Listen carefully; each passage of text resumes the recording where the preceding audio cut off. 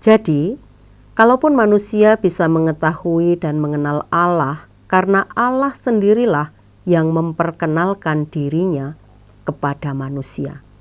Mengenal Allah berarti mengerti dan memahami Allah berdasarkan pengalaman pribadi. Mengenalinya seperti seorang anak, mengenali, memahami, dan mengerti kedua orang tuanya. Iman yang diterima jemaat adalah iman yang sama berharganya, sama nilainya dengan yang diterima oleh Petrus. Tidak ada kelas-kelas iman. Semua orang percaya, entah itu rasul atau jemaat biasa, memiliki iman yang sama berharganya karena bersumber dari Kristus. Hidup Kristen itu bukan berhenti pada iman awal ketika percaya, tetapi iman itu harus terus bertumbuh dalam relasi dengan Kristus.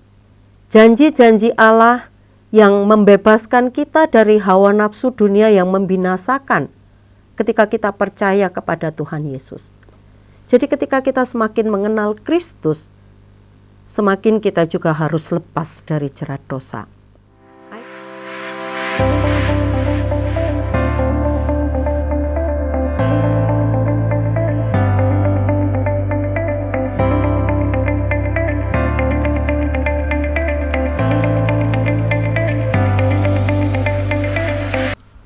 Shalom, salam sejahtera dari Tuhan kita Yesus Kristus.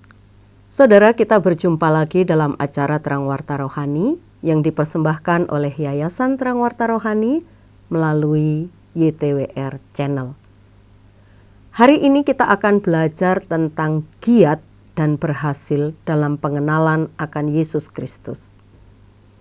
Saudara, jika kita ingin berhasil dalam segala bidang, maka sudah pasti kita harus giat, tidak boleh bermalas-malasan. Karena giat adalah kunci keberhasilan, baik itu dalam studi, pekerjaan, atau apa saja. Bahkan dalam kehidupan iman kita, hal ini juga harus dilakukan. Mengapa kita harus mengenal Yesus Kristus Tuhan kita? Kita akan menemukan jawabannya dalam pembelajaran hari ini. Ada sebuah tulisan yang menuliskan demikian. Pada dasarnya, Allah adalah misteri, tetapi sekaligus pribadi yang mudah diketahui dan dikenal. Pengetahuan dan pengenalan kita akan Allah itu terjadi sejauh Allah itu sendiri menyatakan dirinya kepada manusia. Jadi, kalaupun manusia bisa mengetahui dan mengenal Allah, karena Allah sendirilah yang memperkenalkan dirinya kepada manusia. Mustahil manusia mengetahui Allah dari daya pikirannya yang terbatas. Karena Allah itu adalah tak terbatas dibandingkan dengan akal manusia yang sangat terbatas. Mengenal Allah berarti mengerti dan memahami Allah berdasarkan pengalaman pribadi, mengenalinya seperti seorang anak, mengenali, memahami, dan mengerti kedua orang tuanya. Kita mengimani bahwa Yesus Kristus adalah Allah yang inkarnasi ke bumi untuk misi keselamatan bagi umat manusia. Olehnya kita mengenal Allah yang benar, sebab Dia sendiri yang menyatakannya. Mari kita mengenal Allah secara pribadi, bukan dari kata orang, agar iman kita berakar, bertumbuh, dan memberi buah dalam segala pekerjaan baik. 2 Petrus 1 ayat 1-8 berbunyi, dari Simon Petrus, hamba dan rasul Yesus Kristus, kepada mereka yang bersama-sama dengan kami memperoleh iman oleh karena keadilan Allah dan Juru Selamat kita, Yesus Kristus.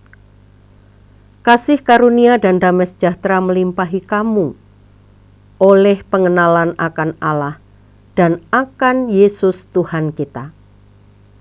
Karena kuasa ilahinya, telah menganugerahkan kepada kita segala sesuatu yang berguna untuk hidup saleh, oleh pengenalan kita akan Dia yang telah memanggil kita oleh kuasa-Nya yang mulia dan ajaib.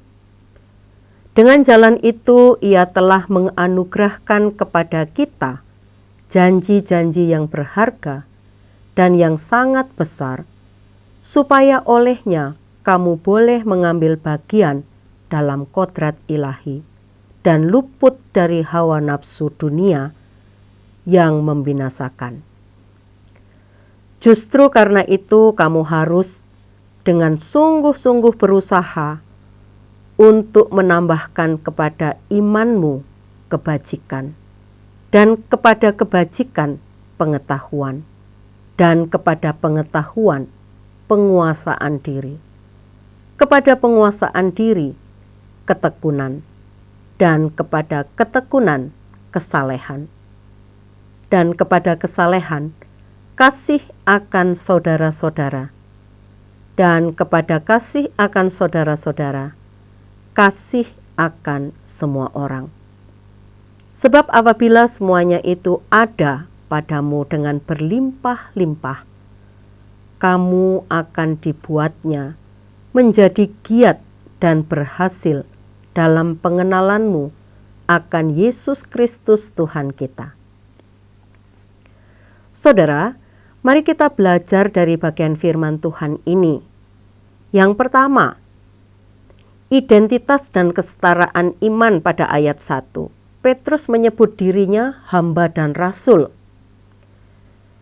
Sebutan ini rendah hati sekaligus otoritatif.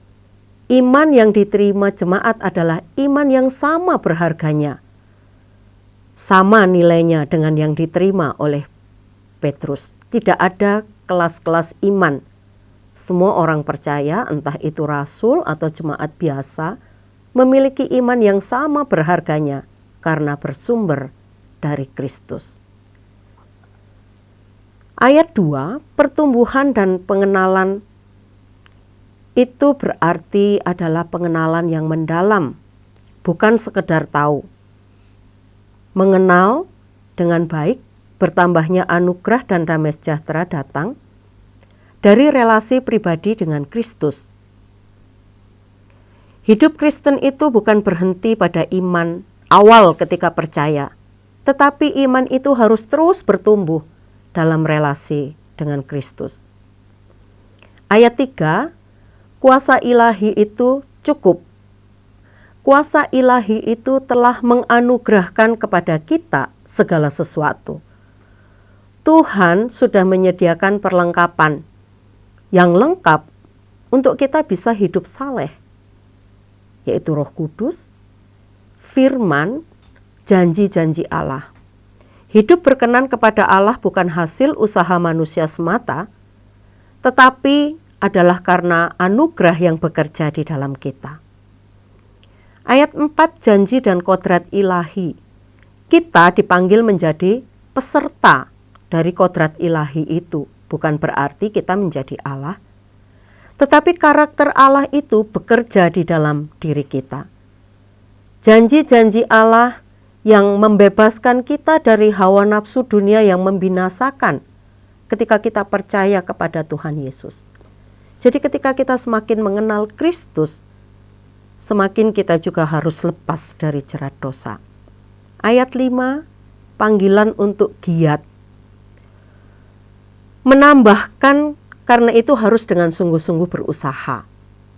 Giat itu sama dengan tekun dan juga semangat. Di sini kita sebagai orang yang percaya harus memiliki komitmen dan disiplin rohani yang dilakukan.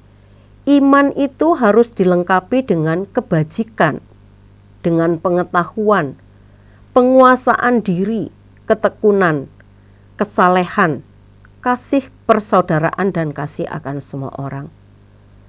Meski tidak diminta, hal ini tetap harus menjadi satu rangkaian, sehingga pengenalan kita akan Kristus itu tidak statis tetapi progresif. Iman bertumbuh, karakter kita menjadi satu perbuatan. Apa yang dapat kita aplikasikan? Saudara, janganlah kita puas ketika kita menjadi percaya. Jadi iman awal itu harus bertumbuh. Bertumbuhnya dalam apa? Dalam pengetahuan akan Kristus melalui disiplin rohani. Percaya bahwa kuasa Allah itu cukup bagi kita. Sehingga jangan kita merasa lemah atau tidak mampu. Karena apa? Karena kuasa ilahi itu telah membekali kita untuk hidup saleh. Berjuanglah untuk menambahkan kebajikan dalam iman kita. Pertumbuhan rohani membutuhkan keseriusan. Orang percaya harus giat, bukan pasif. Orang percaya harus hidup berbeda dengan dunia ini karena janji Allah membebaskan dari hawa nafsu dunia. Keberhasilan rohani terlihat ketika kita semakin serupa dengan Kristus. Dan pada akhirnya kita dapat mengambil kesimpulan bahwa keberhasilan dalam hidup orang percaya bukan diukur dari keberhasilan, kekayaan atau harta kita, tetapi seberapa kita bertumbuh dalam pengenalan akan Yesus Kristus dengan iman yang sama berharganya, dengan kuasa ilahi yang mencukupi janji Allah itu, dan usaha ketekunan kita untuk menjadi orang yang percaya, giat dan berhasil dalam Kristus. Apakah pengenalan saya akan Kristus semakin bertumbuh? Ataukah berhenti hanya di titik iman awal? Kemudian langkah konkret apa yang bisa saya lakukan dalam hidup ini untuk menambahkan iman dengan kebajikan? Tuhan Yesus memberkati. Terima kasih Anda sudah mengikuti program kami. Jika Anda diberkati, jangan lupa like, komen, dan share supaya Anda tidak ketinggalan setiap program terbaru kami. Jangan lupa juga untuk subscribe channelnya dan nyalakan loncengnya. Jika Anda ingin mendukung pelayanan kami, bisa melalui rekening kami berikut ini atau menghubungi kami di sini.